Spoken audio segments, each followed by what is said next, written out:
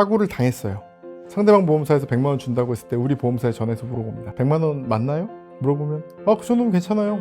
그래서 받습니다. 여기서 뭐가 잘못됐을까요? 내 보험사는요, 내 배상을 받는데 내 편을 들어줄 권리도 없고 의무도 없고 심지어 불법입니다. 내 보험사는 내가 보험금을 받는 이 상대방 보험사의 가정에 개입돼서는 안 돼요.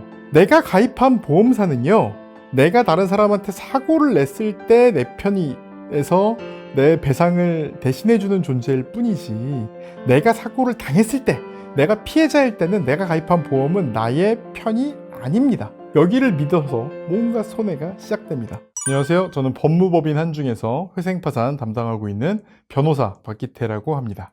교통사고를 당했을 때 절대 하면 안 되는 행동이 있다면 어떤 건가요? 교통사고 당했을 때 제가 제일 먼저 말씀드리는 게, 첫 번째는요, 안전이 제일 중요합니다. 교통사고로 떼돈 벌 생각하지 마시고 안전이 제일 중요합니다. 사고 났는데 사고 차량을 안전 확보를 안 한 상태에서 다투다가 2차 사고, 3차 사고 일어나서 돌아가신 분 제 의뢰인 중에도 있습니다. 절대 그러시면 안 돼요. 특히 터널 같은 데서 차 사고 당했는데 제대로 안전 확보 안 하고 내려서 뭐 사진 찍고 하다가 다 돌아가셨어요. 이런 경우 많으니까 안전 확보가 제일 중요하다. 그러니까 과실 다툼 같은 거 하지 말고요, 안전 확보가 최우선이라는 거 꼭 말씀드리고, 두 번째는요, 과실 비율 같은 걸로 목숨 걸지 말라고 제가 종종 말씀드려요. 과실 비율 때문에 차이 나면 사실 그 보험사 책임이 대부분 되거든요.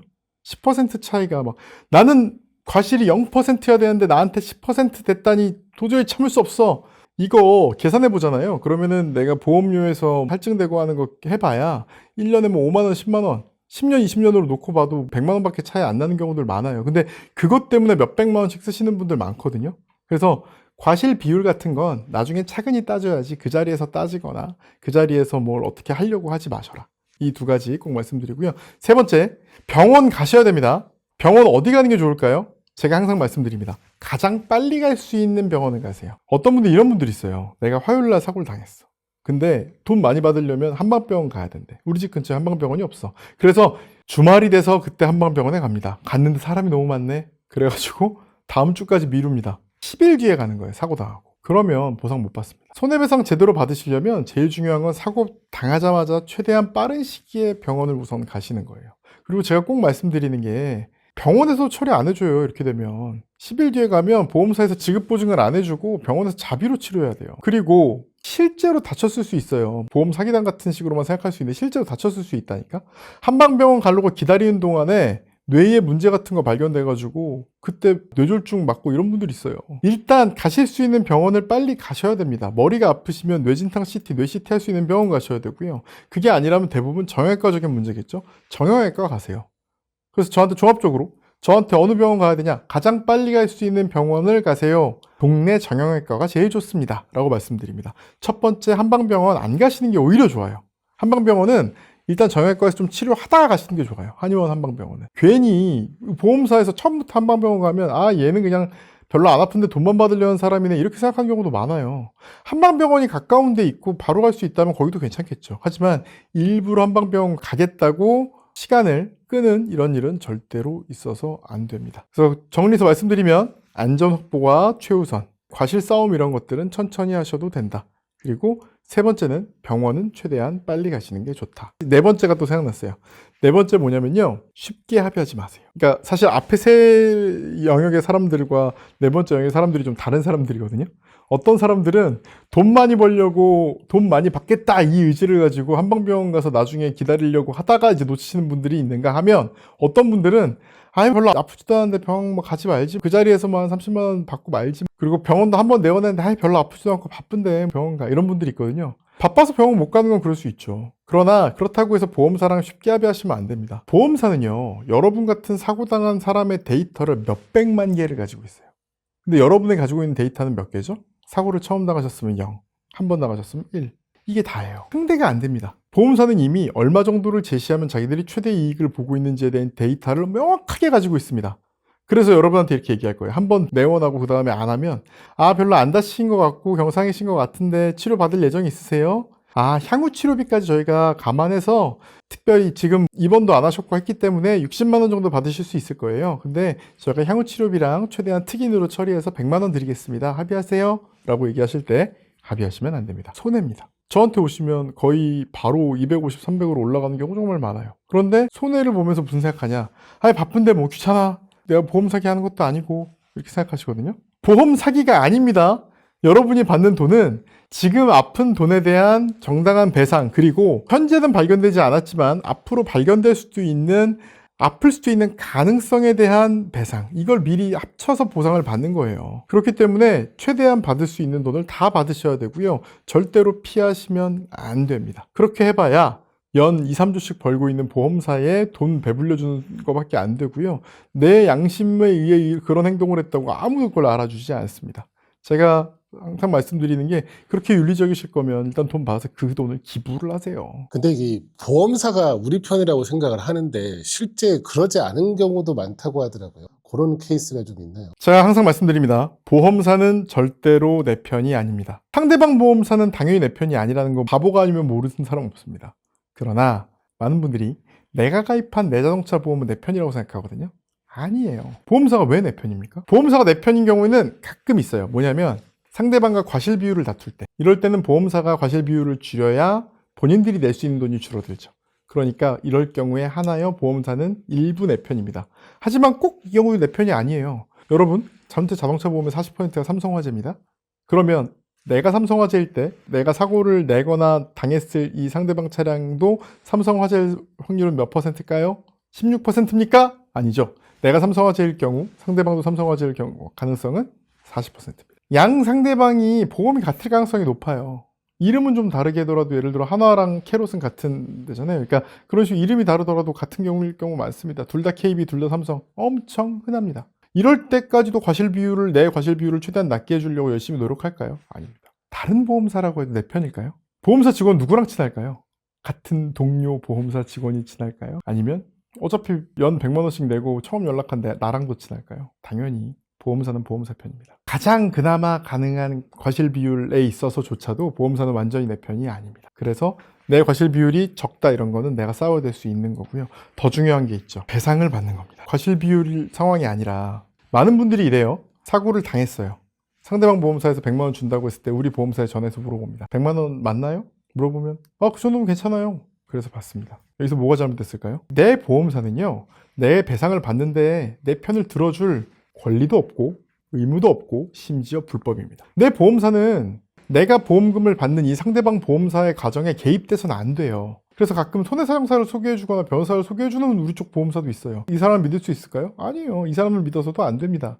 내가 가입한 보험사는요, 내가 다른 사람한테 사고를 냈을 때 내 편에서 내 배상을 대신해주는 존재일 뿐이지, 내가 사고를 당했을 때, 내가 피해자일 때는 내가 가입한 보험은 나의 편이 아닙니다. 여기를 믿어서 뭔가 손해가 시작됩니다. 이걸 넘어서 너무 착하신 분들은 상대방 보험사에서 상대방 보험사 직원, 그리고 상대방 보험사에서 선임한 손해사정사, 이런 사람들이 내 편일 거라고 생각합니다. 아닙니다.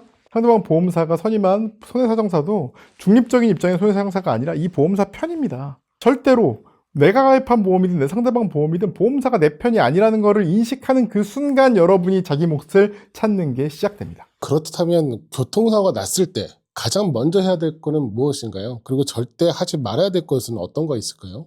교통사고 발생 시에 제일 먼저 해야 될 일은 누가 뭐래도 안전 확보입니다. 아까도 말씀드렸지만 안전 확보를 안 하고 과실 비율을 서가지고 고속도로에 서가지고 다투다가 돌아가신 분들이 있다니까요. 안전 확보를 하셔야 됩니다. 사고를 내면 빨리 차량을 안전한 곳으로 이동을 하고 나서 사진을 찍고 과실 다툼을 하셔야 되고요.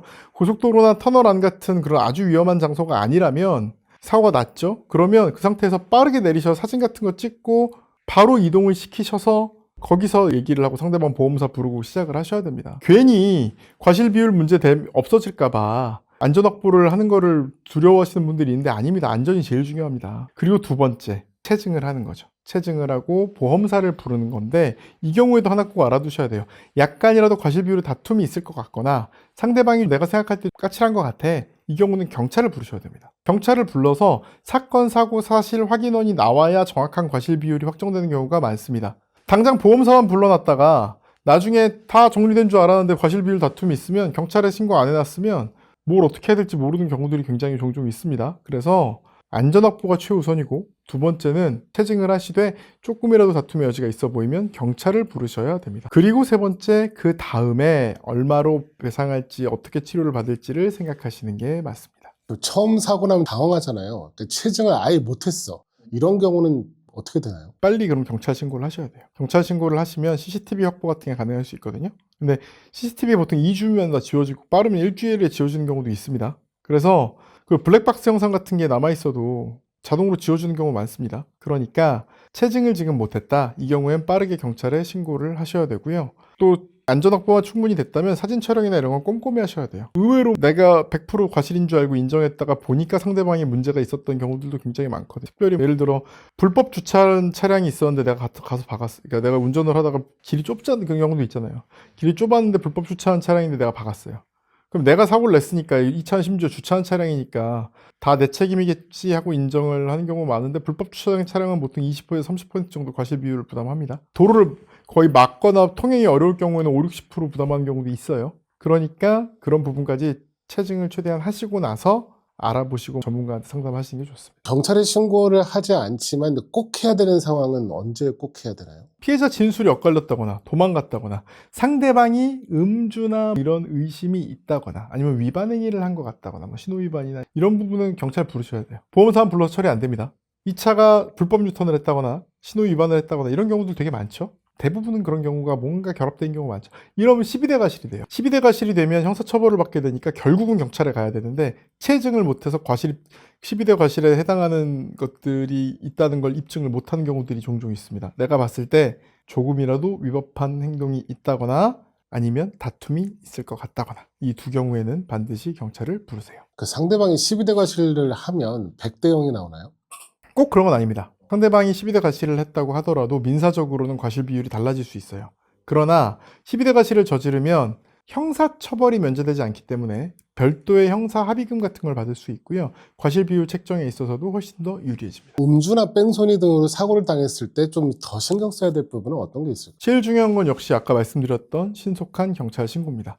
음주 같은 경우는 시간이 지나면 음주 수치가 떨어져 버리기 때문에 입증을 못할 가능성이 높아요. 그래서 빠르게 경찰 신고하시는 게 일단 제일 중요하고요. 그리고 병원에 빨리 가셔야 돼요.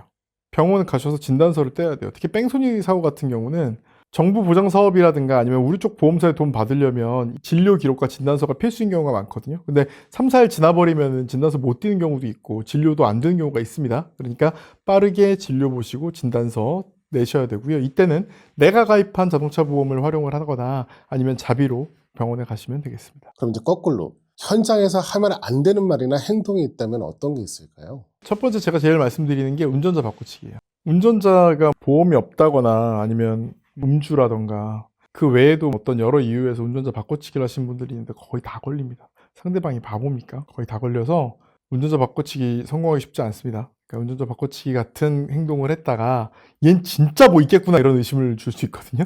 그러니까 운전자 바꿔치기는 최대한 안 하시는 게 좋고, 도주 뺑소니 당연히 안 하셔야겠죠. 근데 그런 너무 당연한 거 외에는 제가 꼭 말씀드리는 건 두 가지인데, 과실 때문에 막 말싸움하다가 폭행하는 경우들이 있어요. 그러면 자동차 사고는 오히려 별거 아닌데 폭행 무슨 합의해 주느라고 돈 더 많이 쓰고 이런 경우 되게 많거든요. 절대로 싸우거나 폭언, 폭행, 고성 안 됩니다. 절대 안 됩니다. 그냥 인정하세요. 과실 비율 10% 더 나와봐야 보험사 손해지 내 손해 크지 않아요. 네. 증액될 것 같으면 4년간 장기 렌트 차 끄시다가 가시면 다 기록 삭제됩니다. 생각보다 할증 많이 되지 않습니다. 그러니까 과실 비율 때문에 너무 목숨 걸지 마시고요. 또 세 번째로는 사설 견인업체, 네.